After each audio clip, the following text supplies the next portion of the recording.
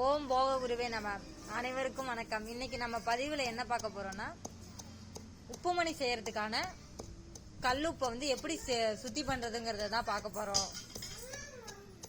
First போன பதிவுல என்ன பார்த்தோம்னா, உப்புமணி செய்யறதுக்கான வளையல் உப்பை எப்படி சுத்தி பண்றதுங்கிறத பார்த்தோம்.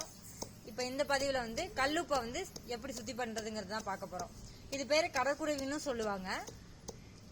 தேவையான அளவுக்கு இந்த கல்லுப்பை கல்வத்துல போட்டு நல்லா பொடி செஞ்சுக்கணும். பாத்துக்கோங்க எப்படி பொடி செய்யறோம்னு. நல்லா நைஸா பொடி செஞ்சுக்கோங்க.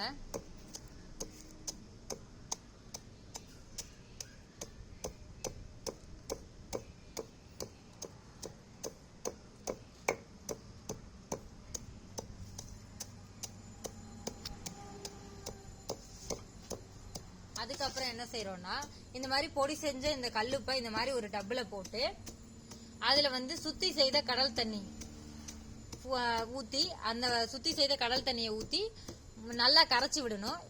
அதாவது 3 நாள் காலை மாலை 2 வேளையும் நல்லா கரைச்சி விடணும்.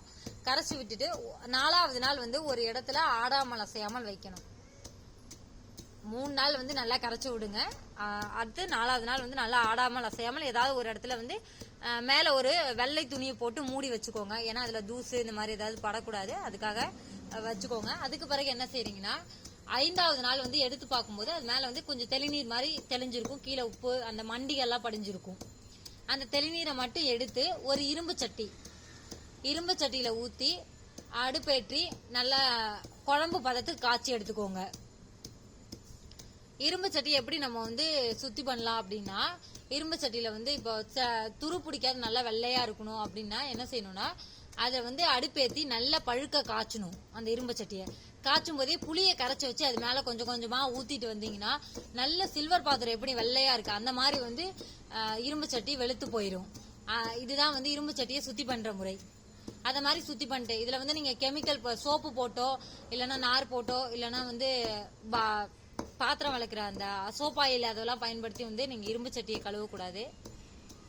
இந்த இரும்பு சட்டி எப்படி கழுவணும்னா, அது மாதிரி அலசிங்க. இல்லைன்னா தேங்காய் நார் போட்டு செங்கல் தூள் இதை போட்டு நீங்க கழுவி எடுத்துக்கலாம். அதை அதுல ஊத்தி இந்த உப்பை கரைச்சி வச்சிருக்கோம்ல, அதை அதுல அந்த இரும்பு சட்டியில ஊத்தி நல்லா காய்ச்சிக்கோங்க. காய்ச்சி எடுக்கும் போது அது மேல தெளிநீர் மாதிரி படியும். அதை எடுத்து வெயில்ல காய வச்சு எடுத்துக்கோங்க. காய வச்சு எடுத்ததை திரும்பி மறுபடியும் முதல்ல கல்வத்திலே போட்டு அதே மாதிரி அரைச்சி திரும்பி கரைச்சி திரும்பி காய்ச்சணும். இதே மாதிரி 10 முறை நீங்க தொடர்ந்து காய்ச்சி எடுத்தீங்கன்னா இந்த கல்லுப்பு சுத்தி ஆயிடும். இதுக்கு இன்னொரு பேர் என்னன்னா தசதீச்சை செய்யறதுன்னு சொல்லுவாங்க. இது மாதிரி செய்யற இந்த கல்லுப்பை நம்ம உப்புமணி செய்யறதுக்கு அடுத்தபடியா கொண்டு போகலாம்.